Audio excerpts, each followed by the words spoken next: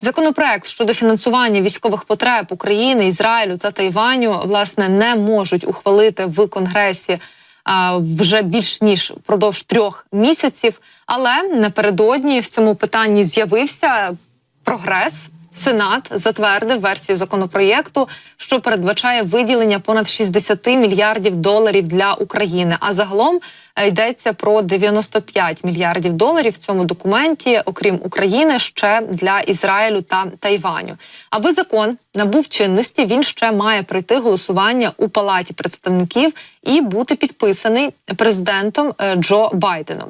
Зі свого боку, Байден закликав Палату представників негайно вжити заходів та відправити законопроєкт йому на підпис. За його словами, Сполучені Штати більше не можуть дозволити собі чекати, оскільки ціна бездіяльності зростає з кожним днем, особливо в Україні. Ми вже бачимо повідомлення про те, що у українських військ закінчуються боєприпаси на передовій, у той час, як російські війська продовжують наступати, а Путін продовжує мріяти про поневолення українського народу.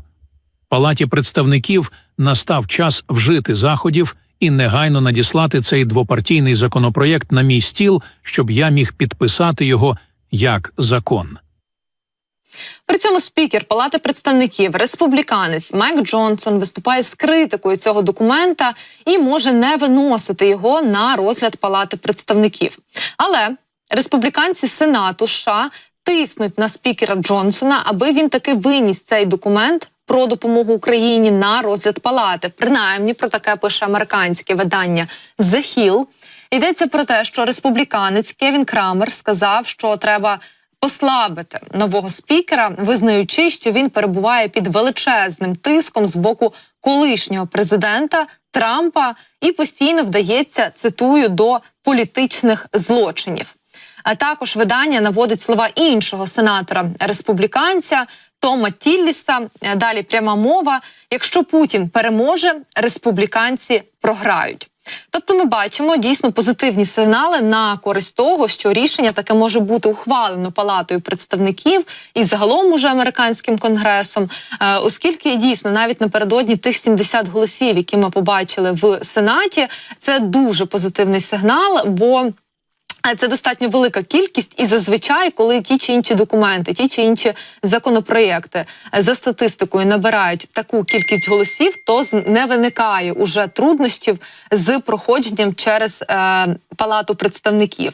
Але ми розуміємо, що ця ситуація, вона особлива, так, яка стосується, зокрема, питання допомоги Україні, і стала заручницею, фактично, передвиборчої гонки у Сполучених Штатах.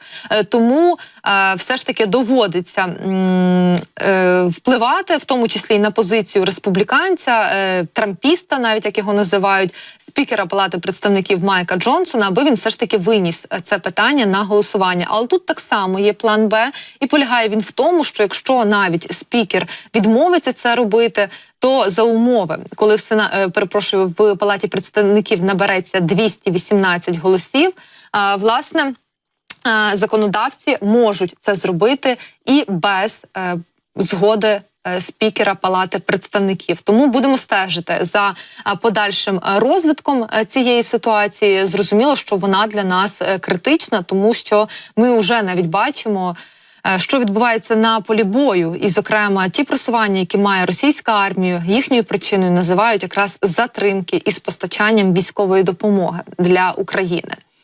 Але маємо так само ще позитивні сигнали з боку наших європейських партнерів. ЄС може переглянути обсяг 50-мільярдної допомоги Україні у бік збільшення. А принаймні про таке заявляє постійний представник України при ЄС Всеволод Чинцов.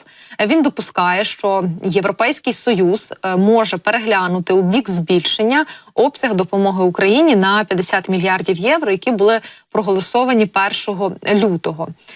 Власне, я нагадаю, що 50 мільярдів передбачені на 4 роки, але, як каже Чинцов, зрозуміло, що потреба України набагато більше, ніж ухвалена сума. І, зокрема, він деталізує, що вдвічі більше.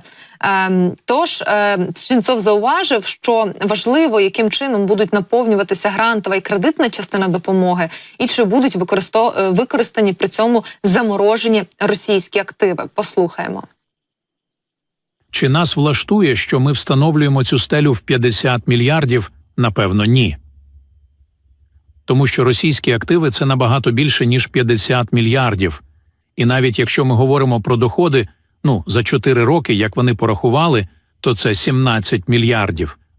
Тому ми розраховуємо, що все ж таки країни-члени не лише за рахунок цих доходів від російських активів будуть наповнювати грантову частину. Я думаю, що Україна отримає більше, ніж 50 мільярдів, тому що посередині, тобто через 2 роки, передбачена можливість перегляду цього інструменту. І я думаю, що він буде переглядатися в бік збільшення.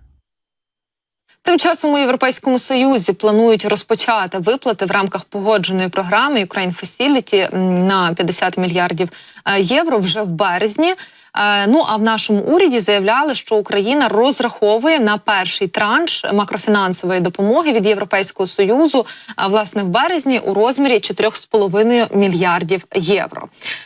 І крім того, нагадаю, що президент Володимир Зеленський планує вирушити у турне столицями Західної Європи під час Мюнхенської конференції з безпеки. Принаймні про таке пише американське видання Bloomberg.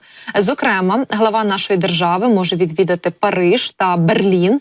Ціль цих поїздок – забезпечити Україні посилення військової підтримки з боку Європи на фоні якраз проблем у Сполучених Штатів, поки ми спостерігаємо, як допомога з боку США затримується через суперечки в Конгресі. Тож, можливо, в ході цих поїздок так само будуть досягнуті важливі рішення, які будуть сприяти посиленню нашої армії і збільшенню кількості озброєння.